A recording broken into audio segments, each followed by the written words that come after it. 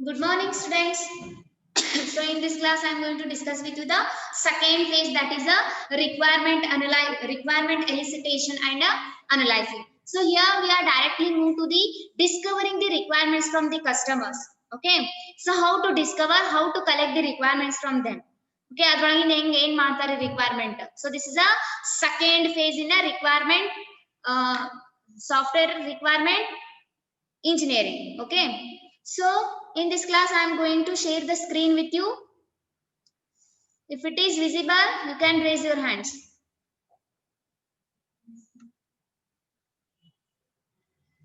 Okay. It's visible to you. So in the last class we discussed about the requirement engineering processes. In that the first phase is feasibility study.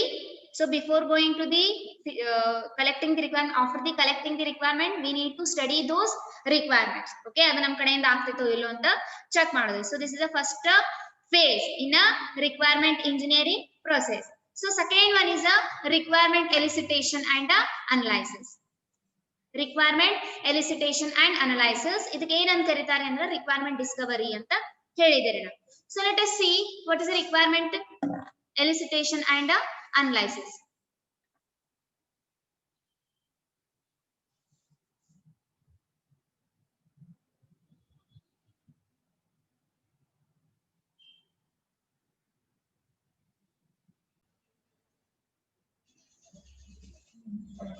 Okay, the second phase in a requirement engineering process, that is requirement elicitation and analysis. So what is the requirement elicitation and analysis here? So here the developers or engineers, they are going to discover the requirements that are need for the developing the software.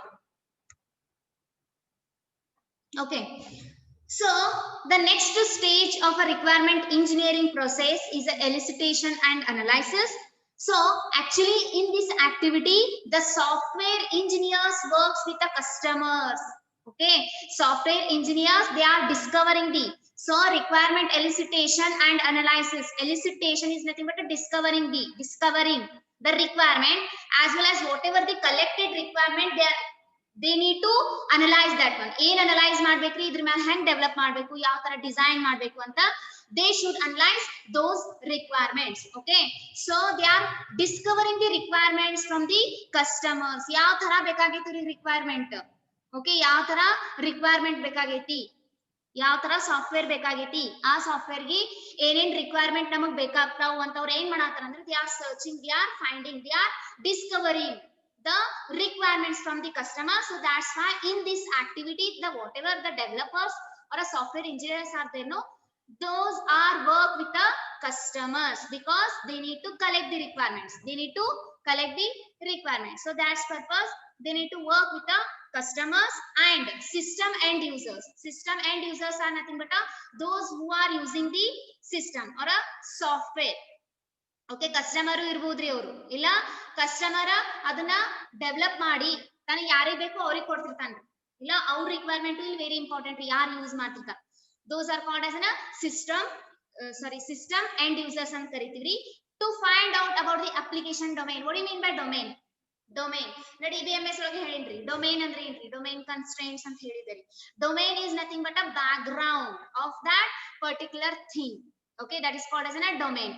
ನಾ ಏನ್ ಹೇಳಿದಿರಿ ಅವಾಗ, int. ಈಗ for example 1 2 3 4 these are the numbers.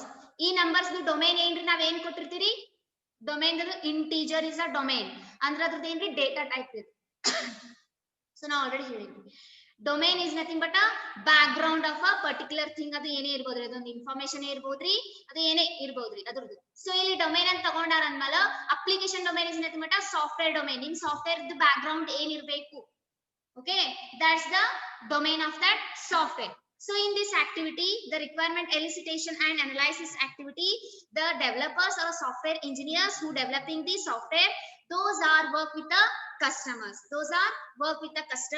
As well as system end users. Why? Because to find out the application domain, ಅಂದ್ರೆ ಅವ್ರಿಗೆ ಯಾವ ತರ ಬೇಕಾಗೈತಿ ಸಾಫ್ಟ್ವೇರ್, ಅದ್ರ ಬ್ಯಾಕ್ ಗ್ರೌಂಡ್ ಏನು, ಅವರಿಗೆ ಯಾವ ತರ ಸಾಫ್ಟ್ವೇರ್ ಬೇಕಾಗೈತಿ ಅಂತ ಅದ್ರ ಸಂಬಂಧ ಏನ್ ಮಾಡ್ತಾರ software engineers is communicate with the customer as well as the end users ಯಾಕಂದ್ರೆ ಅವ್ರಿಗೆ ಬೇಕಾಗಿರ್ತಿಲ್ಲ ಏನ್ ಬೇಕಾಗಿರ್ತಿ ರಿಕ್ವೈರ್ಮೆಂಟ್ ಬೇಕಾಗಿರ್ತೈತಿ ಎದಕ್ಕಂದ್ರ ಸಾಫ್ಟ್ವೇರ್ ಡೆವಲಪ್ ಮಾಡಾಕ ಯಾರಿಗೆ ಬೇಕಾಗೈತಿ ಸಾಫ್ಟ್ವೇರ್ ಕಸ್ಟಮರ್ ಬೇಕಾಗೈತಿ ಎಂಡ್ ಯೂಸರ್ಸ್ ಬೇಕಾಗೈತಿ ಸೊ ಅವ್ರ ಜೊತೆ ನಾವ ಕಮ್ಯುನಿಕೇಟ್ ಮಾಡಿ ಕಸ್ಟಮರ್ ಕಡೆಯಿಂದ ರಿಕ್ವೈರ್ಮೆಂಟ್ ತಗೋಬೇಕಲ್ಲ ಇವಾಗ ಕ್ವಶನ್ಸ್ ರ್ಯಾಪಿಡ್ ಆಗಿ ರೈಸ್ ಮಾಡ್ತಿರ್ತಾನ ಅದಕ್ಕೆ ಅವ್ರು ಆನ್ಸರ್ ಕೊಡ್ತಿರ್ಬೇಕ್ರಿ ಓಕೆ ಹೀಸ್ ಫೈಂಡಿಂಗ್ ಏನದ ಇವ್ರ ರಿಕ್ವೈರ್ಮೆಂಟ್ ಅವ್ರ ಎಕ್ಸಾಕ್ಟ್ ಆಗಿ ಏನ್ ಫೈಂಡ್ ಮಾಡಾಕತ್ತಾರ ಅವ್ರಿಗೆ ಏನ್ ಬೇಕಾಗೈತಿ ಅಂತ ಅದನ್ನ ಫೈಂಡ್ ಮಾಡೋದು ರಿಕ್ವೈರ್ಮೆಂಟ್ ಫೈಂಡ್ ಮಾಡೋದು so that activity comes under requirement elicitation and analysis okay what service the system should do okay ಯಾಕೆ ಇವರು ಅವ್ರ ಜೊತೆ ಕಮ್ಯುನಿಕೇಟ್ ಮಾಡಾಕತ್ತಾರ ಅಂದ್ಮೇಲೆ ಸಿಸ್ಟಮ್ ಯಾವ ತರ ವರ್ಕ್ ಆಗ್ಬೇಕು based on the customers okay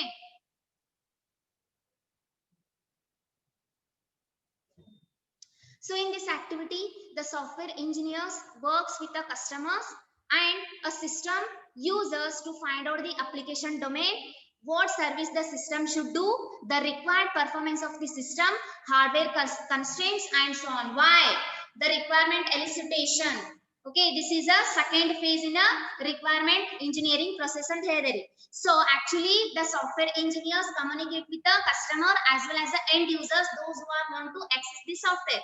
ಅವ್ರ ಜೊತೆ ಯಾಕೆ ಕಮ್ಯುನಿಕೇಟ್ ಮಾಡ್ತಾರಂದ್ರ ಅವ್ರಿಗೆ ಏನ್ ಬೇಕಾಗೈತಿ ಸಿಸ್ಟಮ್ ಡೊಮೇನ್ ಏನ್ ಬೇಕು ಅವರಿಗೆ ಅದನ್ನ ತಿಳ್ಕೊಳ್ಳೋ ಸಂಬಂಧ ಓಕೆ ಸಿಸ್ಟಮ್ ಯಾವ ತರ ವರ್ಕ್ ಮಾಡ್ಬೇಕು ದ ಸಿಸ್ಟಮ್ ಸರ್ವಿಸ್ ಯಾವ ತರ ಇರ್ಬೇಕು ಅಂತ ಅವ್ರ ಕಡೆಯಿಂದ ತಿಳ್ಕೊತಾರ ಯಾರು engineers and the required performance of the system ನಿಮ್ ಸಿಸ್ಟಮ್ ಯಾವ ತರ ಪರ್ಫಾರ್ಮ್ ಮಾಡ್ಬೇಕು ಓಕೆ ಅದ್ರ ಸಂಬಂಧ ಅವ್ರ ಜೊತೆ ಕಮ್ಯುನಿಕೇಟ್ ಮಾಡಿ ಅವರು ಡಿಸ್ಕವರ್ ಮಾಡಾತಾರ ಏನ್ ಡಿಸ್ಕವರ್ ಮಾಡಾತಾರ requirements okay plus hardware constraints and so on hardware related information as well as the important the things whatever the customer want in a software okay adana tilkollu sambandha ee software engineers yaar jothe communicate ಮಾಡ್ತಿರ್ತಾರೆ customer as well as the system engineers okay now the requirement elicitation and analysis may involve a variety of people in an organization okay so requirement elicitation and analysis is a phase which including the many and a variety of people in an organization organization ಒಳಗೆ ಬಹಳ ಜನ ಇರ್ತಾರೆ software engineers ಇರ್ತಾರ testers ಇರ್ತಾರ developers ಇರ್ತಾರ requirement collect ಮಾಡೋರೇ ಬೇರೆ ಇರ್ತಾರ so different peoples okay they all are include in this phase ಯಾಕಂದ್ರ ಎಲ್ಲಾರ್ಗು ಅವ ಟೆಸ್ಟರೇ ಇರ್ಲಿ ಅವನಿಗೆ ರಿಕ್ವೈರ್ಮೆಂಟ್ ಏನದ ಅಂತ ಫಸ್ಟ್ ಗೊತ್ತಿರ್ಬೇಕು ಅವ ಡೆವಲಪರೇ ಇರ್ಲಿ ಅವನಿಗೆ ರಿಕ್ವೈರ್ಮೆಂಟ್ ಏನ ಯಾಕಂದ್ರೆ based on the requirement they are developing testing no software so that's why requirement elicitation analysis ಒಳಗ ಎಲ್ಲಾರು ಬರ್ತಾರೆ ಎಲ್ಲಾರು ರಿಕ್ವೈರ್ಮೆಂಟ್ ನ ತಿಳ್ಕೋಬೇಕು they should know the whatever the requirements are given by the customers okay now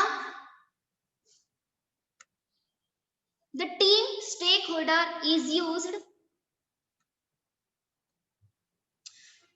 refer any person or a group who will be affected by the system directly or indirectly okay here the stakeholder ant one term tagonari what do you mean by stakeholder ಅಂದ್ರೆ ಏನ್ರಿ stake holder ಅಂದ್ರೆ ಯಾರು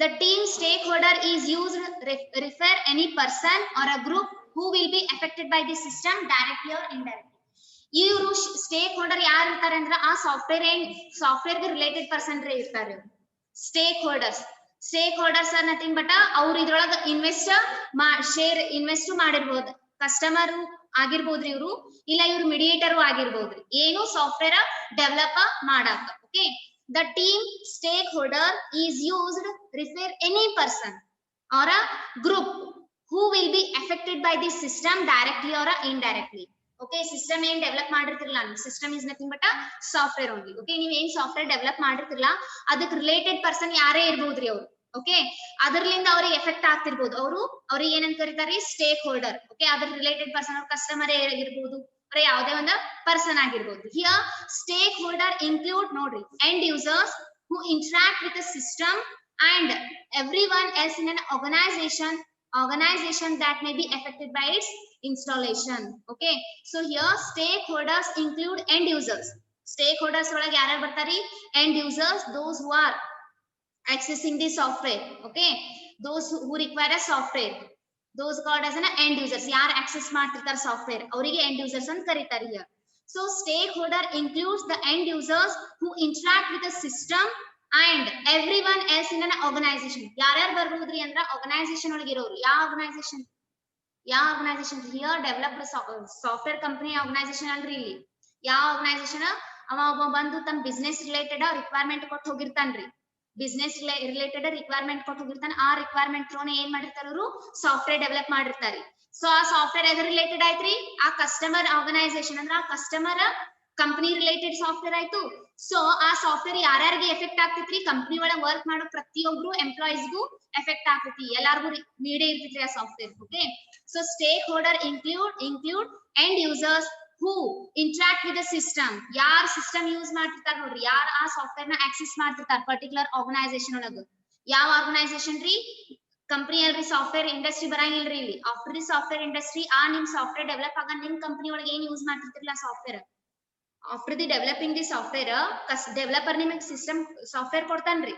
ಆ software ತಗೊಂಡೋಗಿ ನಿಮ್ business ಒಳಗ access ಮಾಡ್ತಿರೋ ಇಲ್ಲೋ, ಆ ಬಿಸ್ನೆಸ್ ಆರ್ಗನೈಸೇಷನ್ ಅನ್ನು ಕನ್ಸಿಡರ್ ಮಾಡ್ಯಾರ. Okay, so stakeholders include end users. Okay, so these end users directly interact with that software, and everyone else in an organization, they may be affected by its installation. Okay, ಯಾರೇ ಇರ್ಲಿ ರೀ ಅವ್ರು, ಯಾರೇ ಇರ್ಲಿ ಅಲ್ಲಿ ಆ organisation ಒಳಗ ಪ್ರತಿಯೊಬ್ರು ಆ ಸಾಫ್ಟ್ವೇರ್ ಯೂಸ್ ಮಾಡೇಬೇಕ್ರಿ. ಯಾಕಂದ್ರೆ ಬಿಸ್ನೆಸ್ ಸಂಬಂಧ ಡೆವಲಪ್ ಮಾಡಿರ್ತಾರಲ್ರಿ ಸಾಫ್ಟ್ವೇರ್. ಸೊ ಅಲ್ಲಿ ಪ್ರತಿಯೊಬ್ರು ಆ ಬಿಸ್ನೆಸ್ ಒಳಗಿರುವಂತ ಆ ಆರ್ಗನೈಸೇಷನ್ ಒಳಗಿರುವಂತ ಪ್ರತಿಯೊಬ್ಬರಿಗೂ ಏನಾಗ್ತದ್ರಿ, ನೀವು ಹೊಸ ಸಾಫ್ಟ್ವೇರ್ ತಗೊಂಡ್ ಬಂದ್ರಿ ಅಂದ್ರೆ ಎಫೆಕ್ಟ್ ಆಗೇ ಆಗ್ತದ್ರಿ. ಯಾಕಂದ್ರೆ ಎಲ್ಲಾರು excess ಮಾಡ್ಲೇಬೇಕ್ರಿ. assume that a bank system ತಗೋರಿ. Okay, assume that one bank is there, in that 15 to 20 employees are there. Okay, ಹೊಸ ಸಾಫ್ಟ್ವೇರ್ ತಗೊಂಡ್ ಬಂದ್ರು ಅಂದ್ಮೇಲೆ ಒಬ್ಬನೇ ಎಕ್ಸೆಸ್ ಮಾಡ್ತಾರೇನ್ರಿ? ಇಲ್ಲ, ಎಲ್ಲಾರ ಪಿಸಿ ಒಳಗೆ ಇನ್ಸ್ಟಾಲ್ ಮಾಡ್ಬೇಕ್ರಿ. ಅಂದ್ರೆ ಎಲ್ಲಾರ್ಗು ಎಫೆಕ್ಟ್ ಆಯ್ತು ಇಲ್ಲ ಸಾಫ್ಟ್ವೇರ್, ಅದೇ ರೀತಿ. Okay, stake holders is contains include end users. ಅಂದ್ರೆ ಸ್ಟೇಕ್ ಹೋಲ್ಡರ್ ಅಂದ್ರೆ ಏನ್ರಿ, ಫಸ್ಟ್ ನಿಮ್ ಬಿಸ್ನೆಸ್ ದು ಮ್ಯಾನೇಜರ್ ಅಂತ ಅನ್ಕೋರಿ, ಇಲ್ಲ ನಿಮ್ ಬಿಸ್ನೆಸ್ ದು ಓನರ್ ಅಂತ ಅನ್ಕೋರಿ. End users are nothing but employees working in a company. Okay, so other stakeholders may be engineers. ನೋಡ್ರಿ, ಸ್ಟೇಕ್ ಹೋಲ್ಡರ್ಸ್ ಯಾರಾಗಿರ್ಬೋದು ಅಂತ್ರಿ, engineers who are developing or are maintaining related systems, business managers, etc. So stakeholders yaar bandri illi, not only the organization manager or owner who is sharing the money, or share ಮಾಡ್ದೋನೆ ಇರಂಗಿಲ್ಲ ರೀ. ಯಾರು ಇರ್ಬೋದು ಅಂದ್ರ the stakeholders may engineers ಆಗಿರ್ಬೋದ್ರಿ. why? because ಯಾಕೆ ನಾವು engineers stake holder ಅಂತ consider ಮಾಡತ್ತೀವಿ ಅಂದ್ರ who are developing, okay, or maintaining the related system and business managers, etc. ಅವ ಏನ್ ಮಾಡತ್ತನ್ರಿ, ಈಗ ನಿಮ್ ಸಾಫ್ಟ್ವೇರ್ ಡೆವಲಪ್ ಮಾಡ್ಕೊಟ್ಮೇಲೆ ಮುಗಿದ್ ಕೈ ತಗೊಂಡ್ ಬಿಡ ಇರಂಗಿಲ್ಲ ರೀ. ನಾವ್ ಡೆವಲಪ್ ಮಾಡ್ಕೊಟ್ರಿ, ಅವ್ರು ತಗೊಂಡ್ ಹೋಗ್ಬಿಟ್ಟಾರ, ಎಕ್ಸೆಸ್ ಮಾಡಾಕ್ತ ಅಷ್ಟ ಇರಂಗಿಲ್ಲ ರೀ. ಅದು ಪ್ರತಿ ಸತಿ ಅದನ್ನ ಅಪ್ಡೇಟ್ ಮಾಡ್ತಿರ್ಬೇಕು, ಅದನ್ನ ಮೇಂಟೈನ್ ಮಾಡ್ತಿರ್ಬೇಕು. ಯಾಕಂದ್ರೆ ಏನೇನ್ ಪ್ರಾಬ್ಲಮ್ಸ್ ಆಫರ್ ಆಗ್ತಿರ್ತಾವ್ರಿ ಸಿಸ್ಟಮ್ ಸಾಫ್ಟ್ವೇರ್ ಒಳಗ. ಒಂದ್ಸತಿ ಡೆವಲಪ್ ಮಾಡಿದ್ಮೇಲೆ ಚಲೋನೆ ವರ್ಕ್ ಆಗ್ತದ ಅಂತ ಏನ್ ರೂಲ್ಸ್ ರೆಗ್ಯುಲೇಷನ್ಸ್ ಇರಂಗಿಲ್ಲ ರೀ. ಏನ್ರಿ ಪ್ರಾಬ್ಲಮ್ಸ್ ಆಗ್ತಿರ್ಬೋದು, ಹ್ಯಾಂಗ್ ಆಗ್ತಿರ್ಬೋದು, ಇಲ್ಲ ಏನ್ರ ಎರರ್ ಬರ್ತಿರ್ಬೋದು, ಏನೇನೇನೋ ತೋರಿಸ್ತಿರ್ಬೋದು. ಅದಕ್ಕ ಮೇಂಟೈನ್ ಮಾಡಾಕ ಎಲ್ಲಿ ತರ ನಿಮ್ ಬಿಸ್ನೆಸ್ ಎಂಡ್ ಆಗೋ ತನಕನು ಆ ಸಾಫ್ಟ್ವೇರ್ ಮೇಂಟೈನ್ ಮಾಡಾಕ ಒಬ್ಬ ಇಂಜಿನಿಯರ್ ಇರ್ಬೇಕ್ರಿ. ಇಂಜಿನಿಯರ್ ಇರ್ಬೇಕಂದ್ರೇನು ಆ ಯಾರು ಡೆವಲಪ್ ಮಾಡ್ಕೊಟ್ಟಿರ್ತಾರಲ್ಲ ಸಾಫ್ಟ್ವೇರ್ ಇಂಡಸ್ಟ್ರಿದವ್ರ ರೆಸ್ಪಾನ್ಸಿಬಿಲಿಟಿ ಇರ್ತೈತ್ರಿ ಅದು. ಹಂಗಂತ ಹೇಳಿ ಹಂಗೆ ಖಾಲಿ ಪುಕ್ಸಟಿ ಮಾಡಂಗಿಲ್ರಿ. ಅವರು ವಿತ್ ಅ ಕಾಸ್ಟ್ ಓನ್ಲಿ ಅವ್ರು ಮೇಂಟೈನ್ ಮಾಡ್ತಿರ್ತಾರೆ ಅಂತ ಸಾಫ್ಟ್ವೇರ್. ಓಕೆ, ಅವ್ರು ಏನ್ ಬಂದ್ರಿ ಇಲ್ಲಿ ಸ್ಟೇಕ್ ಹೋಲ್ಡರ್ಸ್ ಅಂತಾನೆ ಕನ್ಸಿಡರ್ ಆಗ್ತಾರೆ. ನಾ the eliciting and understanding stakeholders requirement is difficult for the several reasons. Okay, here stakeholders ಜೊತೆ ನಾವು ಕಮ್ಯುನಿಕೇಟ್ ಮಾಡೋದು, ಅವ್ರ ರಿಕ್ವೈರ್ಮೆಂಟ್ ಕಲೆಕ್ಟ್ ಮಾಡೋದು, ಅವ್ರ ರಿಕ್ವೈರ್ಮೆಂಟ್ ಥ್ರೂ ನಾವು ಸಾಫ್ಟ್ವೇರ್ ಡೆವಲಪ್ ಮಾಡೋದು, actually this is one of the difficult task ಅಂತಾನೆ ಹೇಳ್ಬೋದು. ವೈ, ಯಾಕ್ರಿ, ಏನ್ ಅಂತ ಟಾಸ್ಕ್, ಏನ್ ಯಾಕೆ ಅದು ಡಿಫಿಕಲ್ಟ್ ಟಾಸ್ಕ್ ಅಂದ್ರ, let us see the first point. Stakeholders often don't know what they want from the computer system except in the most general terms. Yakandra stakeholders, they are not a software engineers, they are not the technical persons, as well as they don't know the programming languages. So that's why ನನಗೆ ಏನ್ ಬೇಕಾಗೈತಿ, ನಾ ಹೇಳಾತೀನಿ ನೋಡ್ರಿ, ನನ್ ಒಂದ್ business ಅದರಿ. ನನ್ business ಒಳಗೆ ಏನ್ರಿ, ನಾ ಮೊಬೈಲ್ ಮಾರಾಕ್ತೀನಿ. ನನ್ ಬಿಸ್ನೆಸ್ ಏನೇ ಮೊಬೈಲ್ ಅದ. ಜಸ್ಟ್ ನಾ ಏನ್ ಹೇಳಿದೆ ಅವನಿಗೆ, ನೋಡ್ರಿ ನಮ್ದೊಂದ್ ಬಿಸ್ನೆಸ್ ಅದ, ಮೊಬೈಲ್ ಬಿಸ್ನೆಸ್ ಅದ, ಅದ್ರ ಮೇಲೆ ಒಂದು ಸಾಫ್ಟ್ವೇರ್ ರೆಡಿ ಮಾಡ್ಕೊಡ್ರಿ, ಇಟ್ಟೆ ಹೇಳ್ಬಿಟ್ಟೆ ನಾ. ಇಟ್ಟು ಹೇಳೋಣ ಮುಗಿತೇನ್ರಿ? ಯಾರಿಗೆ ಕನ್ಫ್ಯೂಷನ್ ಆಗ್ತದ್ರಿ? ಡೆವಲಪರಿಗೆ, ಸಾಫ್ಟ್ವೇರ್ ಇಂಜಿನಿಯರಿಗೆ ಕನ್ಫ್ಯೂಷನ್ ಆಗ್ತದ್ರಿ. ಸೊ ನಾನು ನನ್ನ ಜನರಲ್ ಓನ್ ವೇ ಒಳಗೆ ಹೇಳಿದೆ ರೀ. Okay, stakeholder often don't know what they want from the computer system except in the most general term. ಅವ್ನು ಬರೇ ಜನರಲ್ ಟರ್ಮ್ ಒಳಗೆ ಎಕ್ಸೆಪ್ಟ್ ಮಾಡಿರ್ತಾನೆ. ಹಿಂಗ್ ಅವನಿಗೆ ಅಷ್ಟು ನಾಲೆಜ್ ಇರಂಗಿಲ್ಲ ಕಂಪ್ಯೂಟರ್. ಬಟ್ ಆ ಡೆವಲಪರ್ ಏನ್ ಮಾಡ್ಬೇಕು ಅಂದ್ರ ಇವ ಜನರಲ್ ಟರ್ಮ್ ಒಳಗೆ ಹೇಳ್ದ ಸುಮ್ ಹೆಂಗರ ಹೇಳ್ದ ಅಂದ್ರ ಇವ ಹೆಂಗರ ಡೆವಲಪ್ ಮಾಡೋದಿರಂಗಿಲ್ಲ ರೀ. ಅವ ಏನ್ ಮಾಡ್ಬೇಕು ಎಲ್ಲಾ ಟೆಕ್ನಾಲಜಿ ಯೂಸ್ ಮಾಡ್ಬೇಕು. ಅವ ಅರ್ಧಂಬರ್ಧ ರಿಕ್ವೈರ್ಮೆಂಟ್ ಕೊಟ್ಟ ಅಂದ್ರೆ ಇವನು ಅದ್ರೊಳಗೆ ಎಕ್ಸ್ಟ್ರಾ ಆಡ್ ಮಾಡ್ಬೇಕು, ರಿಕ್ವೈರ್ಮೆಂಟ್ ಆಡ್ ಮಾಡಿ ಚಂದ ಒಂದು ಸುದ್ದೊಂದು ಸಾಫ್ಟ್ವೇರ್ ಡೆವಲಪ್ ಮಾಡಿ ಕೊಡ್ಬೇಕು. Okay, they may find it difficulty to articulate what they want the system to do or make unrealistic demands because they are unaware of the cost they request. Okay, so stakeholder ಗೆ ಎಷ್ಟು knowledge ಇರಂಗಿಲ್ಲ, general term ಒಳಗೆ ಹೇಳ್ಬಿಡ್ತಾರೆ ನನಗೆ ಈ ತರ software ಬೇಕಾಗಿತ್ತೆ ಅಂತ. So actually this is one of the difficult task for the developers. Okay, they may find it difficulty to articulate, ಅದನ್ನ ಫೈಂಡ್ ಮಾಡಾಕ ಇವ್ನಿಗೆ ಏನ್ ಬೇಕಾಗಿದ್ದ ಎಕ್ಸಾಕ್ಟ್ ಸಾಫ್ಟ್ವೇರ್ ಅಂತ ಫೈಂಡ್ ಮಾಡಾಕ ಅವ್ರಿಗೆ ಏನ್ರಿ ಅದೊಂದು difficult task. What they want the system to do, ಅವ್ರಿಗೆ ಏನ್ ಬೇಕಾಗಿತ್ತು, ಸಿಸ್ಟಮ್ ಏನ್ ಮಾಡ್ಬೇಕು, ಸಾಫ್ಟ್ವೇರ್ ಎಂತದ್ ಬೇಕಾಗಿತ್ತು ಇವ್ರಿಗೆ, ಸಾಫ್ಟ್ವೇರ್ ಯಾವ ತರ ರಿಯಾಕ್ಟ್ ಮಾಡ್ಬೇಕು, ಸಾಫ್ಟ್ವೇರ್ ಏನ್ ಸರ್ವಿಸ್ ಕೊಡ್ಬೇಕು ಇವ್ರಿಗೆ ಅನ್ನೋದು ನಾವು ತಿಳ್ಕೋಬೇಕು. ಯಾಕಂದ್ರೆ ಅವ ಅರ್ಧ ಇನ್ಫಾರ್ಮೇಶನ್ ಕೊಡ್ತಾನೆ, ಯಾರು ಕಸ್ಟಮರ್ ಅವರ ಸ್ಟೇಕ್ ಹೋಲ್ಡರ್. ಅವರ May unrealistic demands because they are unaware of the cost of their request. ಮತ್ತೆ ಏನ್ ಮಾಡ್ತಾರೆ, ಡಿಮ್ಯಾಂಡ್ ಮಾಡ್ತಾರೆ ಹಂಗಿರ್ಬೇಕು ಸಾಫ್ಟ್ವೇರ್, ಹಿಂಗಿರ್ಬೇಕು ಸಾಫ್ಟ್ವೇರ್. ಅವ್ರಿಗೆ ಅಷ್ಟು ನಾಲೆಜ್ ಇರಂಗಿಲ್ಲ, ಇಂಥ ಸಾಫ್ಟ್ವೇರ್ ಕಾಂಪ್ಲೆಕ್ಸ್ ಸಾಫ್ಟ್ವೇರ್ ನಾ ಕೊಡಾಕತ್ತಿಲ್ಲ, ಎಷ್ಟು ಅಮೌಂಟ್ ನಾವ್ ಅದಕ್ಕೆ ಸ್ಪೆಂಡ್ ಮಾಡ್ಬೇಕು ಅನ್ನೋದು ಗೊತ್ತಿರಂಗಿಲ್ಲ ಅವ್ರಿಗೆ ಅಷ್ಟು. ಮತ್ತೆ ಡಿಮ್ಯಾಂಡರೇ ಮಾಡ್ತಿರ್ತಾರೆ. ಸೊ ಅವ್ರು ಡಿಮ್ಯಾಂಡ್ ಮಾಡ್ತಿರ್ತಾರ, ರಿಕ್ವೈರ್ಮೆಂಟ್ ಹಾಫ್ ಕೊಡ್ತಿರ್ತಾರ, ಮತ್ತೆ ಟೈಮ್ ಶೆಡ್ಯೂಲ್ ಇದ್ದೆ 1-2 months ಒಳಗೆ ಡೆವಲಪ್ ಮಾಡ್ಕೊಡ್ರಿ, ಈ ತರ ಎಲ್ಲ ಡಿಮ್ಯಾಂಡ್ ಮಾಡಾಕತ್ತರ ಅಂದ್ರೆ that is one of the difficult task. First of all ಅವ ರಿಕ್ವೈರ್ಮೆಂಟ್ ಫುಲ್ ಶುದ್ಧವಾಗಿ ಕೊಡ್ಬೇಕಲ್ಲ ಸರಿಯಾಗಿ. ಅವ್ನಿಗೆ ಏನು ನಾಲೆಜ್ ಇರಂಗಿಲ್ಲ, ಕಂಪ್ಯೂಟರ್ ನಾಲೆಜ್ ಇರಂಗಿಲ್ಲ, ಸಾಫ್ಟ್ವೇರ್ ಅಂದ್ರೆ ಏನ್ ಗೊತ್ತಿರಂಗಿಲ್ಲ, ಪ್ರೋಗ್ರಾಮಿಂಗ್ ಲ್ಯಾಂಗ್ವೇಜ್ ಅಂದ್ರೆ ಏನ್ ಗೊತ್ತಿರಂಗಿಲ್ಲ, ಟೆಕ್ನಾಲಜಿ ಅಂದ್ರೆ ಗೊತ್ತಿರಂಗಿಲ್ಲ. ಸೊ ಇವೇನು ಗೊತ್ತೇ ಇರಂಗಿಲ್ಲ, ಅವರ ಡಿಮ್ಯಾಂಡ್ ಮಾಡಾಕತ್ತಾನ ಹಾಫ್ ಆಫ್ ರಿಕ್ವೈರ್ಮೆಂಟ್ ಕೊಟ್ಟು. So that is one of the difficult task that is handled by the company or a business industry. Next, another different difficulty can be occurred for the developers, those who are collecting the requirement. The second one is a stakeholders normally express requirement in their own terms. Whatever I explained in the previous statements, because they are ಅವರಿಗೆ ಹಿಂಗ್ software ಯಾವ ತರ requirement ಕೊಡೋದು ಗೊತ್ತಿರಂಗಿಲ್ಲ, ಸುಮ್ಮನೆ ನಮ್ದು requirement develop ಮಾಡ್ಕೊಡ್ರಿ ಈ ತರ ಕೊಟ್ಬಿಡ್ತಾನ್ರಿ ಇವ ಟರ್ಮ್ಸ್. ಹಂಗ ಏನ್ರಿ ಮಾಡಕ್ ಬರ್ತೇನ್ರಿ ಸಾಫ್ಟ್ವೇರ್, ಇವ ಹೇಳ್ಯಾನ ಇಟ್ಟೆ ಮಾಡ್ಕೊಡ್ತೀವಿ. ಅವ ನ್ಯಾಚುರಲ್ ಲ್ಯಾಂಗ್ವೇಜ್ ಕನ್ನಡ ಒಳಗೆ ಕೊಟ್ಟಿರ್ಬೋದು, ಇಂಗ್ಲಿಷ್ ಒಳಗೆ ಬರ್ದ್ ಕೊಟ್ಟಿರ್ಬೋದು ರಿಕ್ವೈರ್ಮೆಂಟ್ಸ್, ಯಾವ್ದೇ ಒಂದು ಹೆಂಗರಿ ಬರ್ದ್ ಕೊಟ್ಟಿರ್ತಾನ್ರಿ ಕಚ್ಚಿ ಬಿಚ್ಚಿ, ಅದನ್ನ ನಾವು ತಿಳ್ಕೊಬೇಕಲ್ಲ. That is one of the difficult task, no. So stakeholder naturally express requirements in their own terms and with a implicit knowledge of own work. ಅದ್ರ ಬಗ್ಗೆ ಗೊತ್ತೇ ಇರಂಗಿಲ್ಲ ರೀ, ಅದು implicit knowledge half of knowledge, ಅಷ್ಟ exact ಆಗಿ knowledge ಇರಂಗಿಲ್ಲ ಅವ್ರ ಕಡೆ, ಬಟ್ ಹಾಫ್ ಆಫ್ ರಿಕ್ವೈರ್ಮೆಂಟ್ ಕೊಡ್ತಾರೆ, ಓನ್ ವೇ ಒಳಗ ಕೊಟ್ಟಿರ್ತಾರೆ. ಅವ್ರ ಓನ್ ವೇ ಒಳಗಿರೋ ರಿಕ್ವೈರ್ಮೆಂಟ್ಸ್ ನಾವು ಪ್ರೋಗ್ರಾಮಿಂಗ್ ಲ್ಯಾಂಗ್ವೇಜ್ ಕನ್ವರ್ಟ್ ಮಾಡಿ ಅದನ್ನ ಸಾಫ್ಟ್ವೇರ್ ರೆಡಿ ಮಾಡ್ಕೊಡೋದು, that's one of the difficult task. Okay, requirement engineers without experience in the customer domain must understand these requirements. So ಅವರಿಗೆ ಎಕ್ಸ್ಪೀರಿಯನ್ಸ್ ಇರಂಗಿಲ್ಲ ರೀ, ಯಾರಿಗೆ ರಿಕ್ವೈರ್ಮೆಂಟ್ ಇಂಜಿನಿಯರಿಂಗ್ ಯಾವ ತರ ಕಸ್ಟಮರ್ ಇರ್ತಾರ. ಕೆಲವೊಬ್ರು ಕಸ್ಟಮರ್ ನಾಲೆಜಬಲ್ ಇರ್ತಾರ, ಕೆಲವೊಬ್ರು ಸ್ವಲ್ಪ ಅಷ್ಟು ನಾಲೆಜ್ ಇರಂಗಿಲ್ಲ. ಸೊ ಕಸ್ಟಮರ್ದು ಡೊಮೇನ್ ಫಸ್ಟ್ ತಿಳ್ಕೋಬೇಕ್ರಿ ಅವ್ರು. Without experience in the customer domain, customers domain is nothing but customer back ground. ಅವ ಎಷ್ಟು ನಾಲೆಜಬಲ್ ಅದಾನ, ಎಷ್ಟು ಕಲ್ತಾವ ಅದಾನ, ಅವನಿಗೆ ಸಾಫ್ಟ್ವೇರ್ ಅಂದ್ರೆ ಗೊತ್ತೈತೋ ಇಲ್ಲೋ, ಪ್ರೋಗ್ರಾಮಿಂಗ್ ಲ್ಯಾಂಗ್ವೇಜ್ ಗೊತ್ತೈತೋ ಇಲ್ಲೋ, ಇವಾಗ ಯಾವ್ದು ಟ್ರೆಂಡಿಂಗ್ ಟೆಕ್ನಾಲಜಿ ಅದ, ಯಾವ್ದು ಪ್ರೋಗ್ರಾಮಿಂಗ್ ಲ್ಯಾಂಗ್ವೇಜ್ ಟ್ರೆಂಡ್ ಒಳಗದ, ಅದು ಏನು ಗೊತ್ತೇ ಇರಂಗಿಲ್ಲ ಅವ್ರಿಗೆ. ಓಕೆ, ಪ್ರೋಗ್ರಾಮಿಂಗ್ ಲ್ಯಾಂಗ್ವೇಜ್ ಯಾವ ಟ್ರೆಂಡ್ ಒಳಗದ ಅಂದ್ರೆ ಜಾವಾ ಸ್ಕ್ರಿಪ್ಟ್ ಇತ್ತು ಅಂದ್ರೆ ಅದಕ್ಕೆ ಹೈ ಕಾಸ್ಟ್ ಆಗ್ತದೆ, ಅದನ್ನು ಗೊತ್ತಿರಂಗಿಲ್ಲ ಅವ್ರಿಗೆ. ಅಂತವ್ರ ಜೊತೆ ಮ್ಯಾನೇಜ್ ಮಾಡ್ಬೇಕು, ಅಂತವ್ರಿಗೆ ನಾವು ಕನ್ವಿನ್ಸ್ ಮಾಡ್ಬೇಕು ಪ್ರೋಗ್ರಾಮಿಂಗ್ ಲ್ಯಾಂಗ್ವೇಜ್ ಯೂಸ್ ಮಾಡತ್ತೀವಿ ಅಂದ್ರೆ ಹೈ ಕಾಸ್ಟ್ ಆಗ್ತೈತಿ, ಇದೆಲ್ಲ ನಾವು ಅವ್ರಿಗೆ ಕನ್ವೆ ಮಾಡ್ಬೇಕು. ಬಟ್ ಅವ್ರಿಗೆ ತಿಳ್ಕೊಳ್ಳೋ ಶಕ್ತಿ ಇರಂಗಿಲ್ಲ. ಏನ್ ಅವ್ರ ರಿಕ್ವೈರ್ಮೆಂಟ್ ಕೊಟ್ಟಿನಿ, ಅದು ಅರ್ಧ ಕೊಟ್ಟಿನಿ, ನೀನೇ ಅಷ್ಟು ಮಾಡಿ ಪಟಕನ ಡೆವಲಪ್ ಮಾಡ್ಕೊಡು ಅಂದ್ರೆ that's one of the difficult task for the engineers, no. And must understand this requirement. So ಅವ್ರು ಅವಾರ ಹಂತ ಪರಿ ಕೊಟ್ಟು ಹೋದ requirement, but they must and should understand these requirements. Okay, this is one of the big quality of the software engineers ಅನ್ಬೋದ್ರಿ. Okay, ಎಲ್ಲಾರು software ಕಲ್ತವ್ರೆ ಇರಂಗಿಲ್ಲ, ಎಲ್ಲಾರು ಪ್ರೋಗ್ರಾಮಿಂಗ್ ಲ್ಯಾಂಗ್ವೇಜ್ ಕಲ್ತವ್ರೆ ಇರಂಗಿಲ್ಲ ರೀ. ಎಂತಂತವ್ರೆ ಕಸ್ಟಮರ್ಸ್ ಬರ್ತಿರ್ತಾರೆ, ಎಂತಂತವ್ರೆ ಸ್ಟೇಕ್ ಹೋಲ್ಡರ್ಸ್ ಬರ್ತಿರ್ತಾರೆ. ಅವ್ರಿಗೆ ನಾವು ತಿಳ್ಕೋಬೇಕು ಅವ ನಾಲೆಜಬಲ್ ಅದಾನೋ ಏನದಾನೋ, ಪ್ರೋಗ್ರಾಮಿಂಗ್ ಲ್ಯಾಂಗ್ವೇಜ್ ಗೊತ್ತೈತೋ ಇಲ್ಲೋ, ಟೆಕ್ನಿಕಲ್ ಅದಾನೋ ಇಲ್ಲೋ, ಅದನ್ನೆಲ್ಲ ತಿಳ್ಕೋಬೇಕು. ತಿಳ್ಕೊಂಡು ಅವನಿಗೆ ಕನ್ವಿನ್ಸ್ ಮಾಡ್ಬೇಕು. ಅವ ಕೊಟ್ಟಿದ್ದು ಹಾಫ್ ನಾಲೆಜ್ ರಿಕ್ವೈರ್ಮೆಂಟ್ಸ್ ನಾವು ತಿಳ್ಕೋಬೇಕು ಅಂದ್ರೆ that is one of the difficult task. So apart from that, the third difficult task for the software engineers, that is a different stakeholders have a different requirements. ಎಲ್ಲಾರ್ದು requirements same ಇರಂಗಿಲ್ಲ ರೀ, customers ಆಗಿರ್ಬೋದು, stake holders ಆಗಿರ್ಬೋದು. every person having their own requirements, different types of requirements which they may express in a different way. Yes, of course, ಪ್ರತಿಯೊಬ್ಬರು ಉದಾಹರಣೆಲ್ಲ ಏನೇ ಇರಲಿ ಅದು idea ನಾ ಹೇಳ್ತೀನಿ x ಏನ್ರಿ ಒಂದು ಎರೋ ಮಾರ್ಕ್ ಹಾಕ್ತೀನಿ ಈ ತರ ಅದು ಏನ್ರಿ ಅಂತ ಹೇಳಿದ್ರೆ ಕೆಲವೊಬ್ರು x ಅಂತಾರ, ಕೆಲವೊಬ್ರು ಇಂಟು ಅಂತಾರ, ಕೆಲವೊಬ್ರು ಏನಂತಾರ ರಾಂಗ್ ಅಂತ. ಸೊ they are different ಅಂದ್ರೆ means same irutta but they are expressing their own way. Okay, different stakeholders have a different requirements which they may express in a different way. So requirement engineers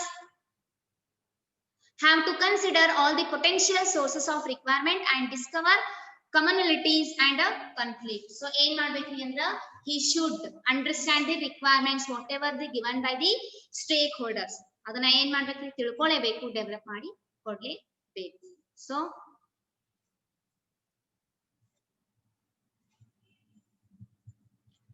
So before going to that, I will show you one diagram.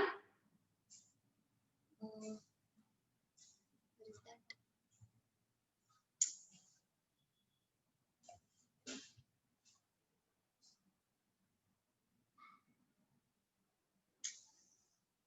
ಕಾಣಿಸ್ತೇನ್ರಿ?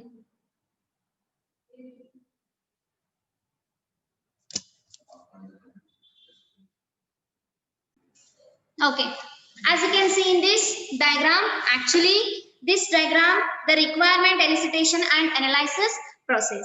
So adralage enen 4 types of process can be occurred. First one is a requirement discovery. First they need to discover the requirements from the stakeholders or customers to communicate with them and collect the requirements, which kind of a software they want. They discover the requirement, important requirement from the customers as well as the stakeholders.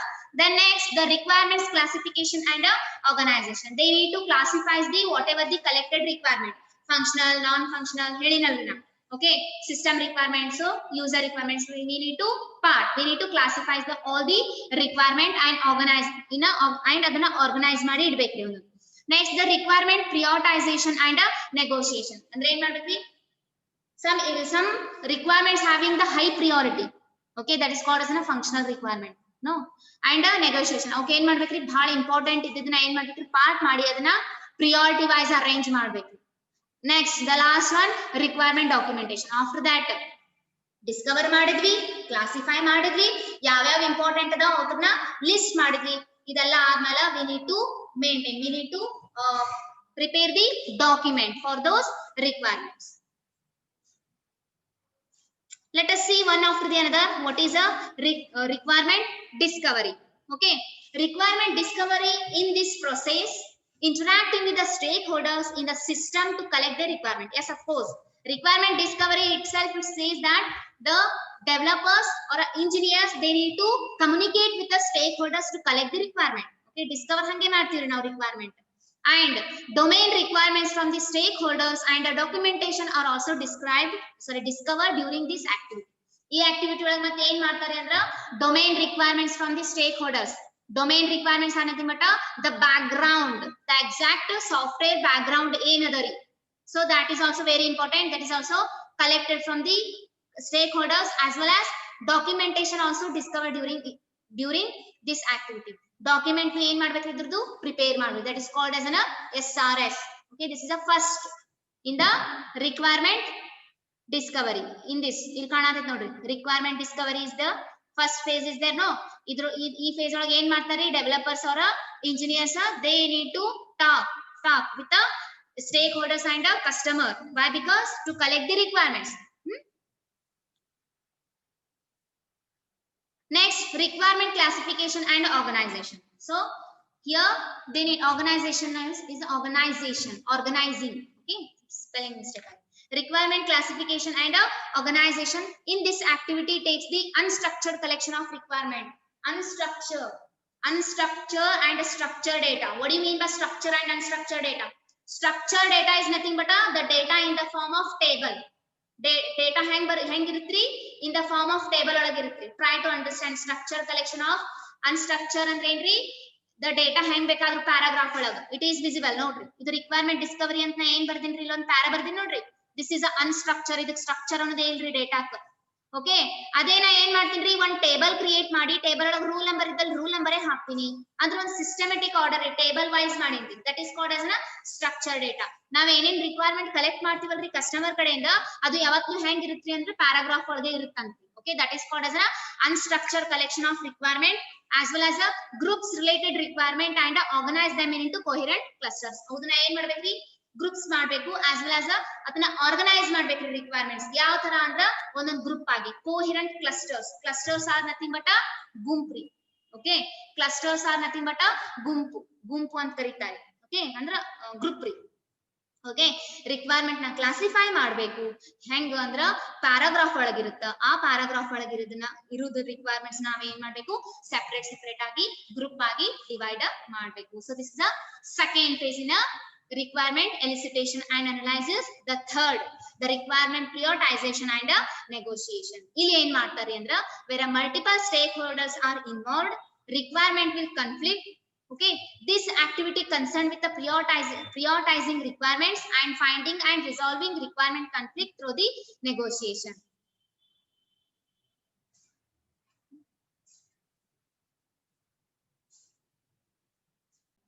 okay the third stage in the requirement elicitation and analysis that is the requirement prioritization and negotiation so here there are multiple stakeholders are involved no so they are giving the requirements at a time so ಅಲ್ಲಿ requirement will conflict ಅಂದ್ರೆ ಇದ್ರಿ ಎಲ್ಲಾನು ಕೂಡಿ ಒಮ್ಮೆ conflict means what ಎಲ್ಲಾನು ಕೂಡಿ ಕಜಿಬಿಜಿ ಆಗುದಿಲ್ಲ means ಎಲ್ಲಾ ಕೂಡಿ ಏನ್ರಿ ಅದು ಕಜಿಬಿಜಿ means what ಪ್ರಾಬ್ಲಮ್ಸ್ ಆಗ್ಬೋದ್ರಿ ಎಲ್ಲಾ ರಿಕ್ವೈರ್ಮೆಂಟ್ಸ್ ಕೂಡಿದ್ರ ಪ್ರಾಬ್ಲಮ್ಸ್ ಆಗ್ಬೋದ್ರಿ ಯಾಕಂದ್ರೆ stakeholders having their own requirement ಇರ್ತಾವ್ರಿ ಪ್ಲಸ್ ಎಲ್ಲಾ ರಿಕ್ವೈರ್ಮೆಂಟ್ ಒಂದ್ರೊಳಗೆ ಕೂಡಿಸ್ಬಿಟ್ರೆ ಏನಾಗುತ್ತೆ ಪ್ರಾಬ್ಲಮ್ ಆಗು ಚಾನ್ಸಸ್ ಇರುತ್ತ್ರಿ so this activity is concern with prioritisation requirement so ಏನ್ ಮಾಡ್ಬೇಕ್ರಿ ಹಂಗ ರಿಕ್ವೈರ್ಮೆಂಟ್ಸ್ ನ ಡಿವೈಡ್ ಮಾಡೋದಂದ್ರೆ ಯಾವ ರಿಕ್ವೈರ್ಮೆಂಟ್ಸ್ ಫಸ್ಟ್ ಪ್ರಿಯಾರಿಟಿ ಅಂದ್ರ ಅವ್ರವ್ರ ರಿಕ್ವೈರ್ಮೆಂಟ್ ಗಳಿಗೆ ಏನ್ ಮಾಡಿದ್ರಿ ಪ್ರಿಯಾರಿಟಿ ಕೊಟ್ಬಿಡಿದ್ರಿ ಇವನಿಗೆ ಫಸ್ಟ್ ಪ್ರಿಯಾರಿಟಿ ಇವನಿಗೆ ಸೆಕೆಂಡ್ ಪ್ರಿಯಾರಿಟಿ ಈ ರಿಕ್ವೈರ್ಮೆಂಟ್ ಬಹಳ ಇಂಪಾರ್ಟೆಂಟ್ ಸೊ ಇವನಿಗೆ third priority so like that okay and finding and resolving the requirement conflicts resolving is nothing but solving the whatever the problems are occurred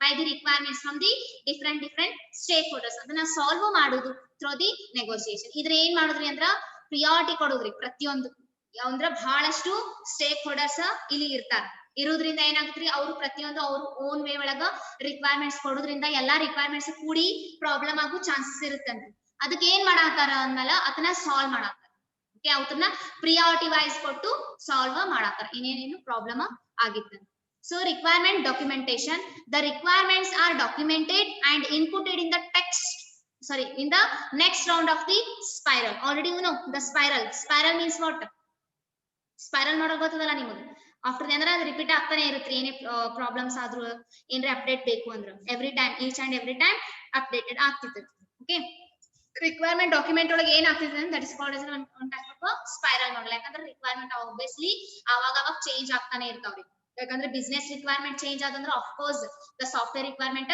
change ಆಗೇ ಆಗ್ತಾವ್ರಿ okay this requirements are documented and input into the next round of the spiral formal or informal requirements documented may be produced formal informal ಅಂದ್ರೆ ಏನ್ರಿ ಒಂದ್ systematic ಆಗಿ ಇರಬಹುದ್ರಿ ಇನ್ನು ನಾನ್ systematic ಒಟ್ಟ ಒಂದ್ ಏನ್ ರೆಡಿ ಮಾಡ್ತಾರ್ರಿ ಅಂದ್ರ ರಿಕ್ವೈರ್ಮೆಂಟ್ ಡಾಕ್ಯುಮೆಂಟ್ ರೆಡಿ ಮಾಡ್ತಾರಿ ಯಾಕಂದ್ರ ಪ್ರತಿ ಸತಿನೂ ಏನ್ ಆಗ್ತಿರ್ತೈತ್ರಿ ರಿಕ್ವೈರ್ಮೆಂಟ್ ಚೇಂಜ್ ಆಗೋ ಚಾನ್ಸಸ್ ಇರುತ್ತೆ ಸೊ ಚೇಂಜ್ ಆಗ್ಬೇಕಂದ್ರ ಪ್ರತಿ ಸತಿನೂ ಏನ್ ಮಾಡ್ಬೇಕ್ರಿ ಇದನ್ನ ಚೇಂಜ್ ಮಾಡ್ತಾನೆ ಇರ್ಬೇಕ್ರಿ ಎವ್ರಿ ಟೈಮ್ ಒಂದ್ ಎಕ್ಸ್ಟ್ರಾ ಫೀಚರ್ ಆಡ್ ಮಾಡೋದ್ಮೇಲೆ ಮತ್ತೊಂದ್ ಡಾಕ್ಯುಮೆಂಟ್ ರೆಡಿ ಮಾಡಿದ್ರಿ ಫುಲ್ ಮತ್ತ ಆಮೇಲೆ ಚೇಂಜಸ್ ಬಂದು ಅಂದ್ರ ಮತ್ತ ಅದನ್ನ ಡಿಸ್ಕಾರ್ಡ್ ಮಾಡಿ ಮತ್ತೆ ಏನ್ ಮಾಡಿದ್ರಿ ಹಂಗೆ ಚೇಂಜ್ ಮಾಡ್ತಾನೆ ಇರ್ಬೇಕು that is called as a requirement documentation after that illa 4 phase adnala we need to prepare the document for those requirements this is called as a requirement elicitation and analysis once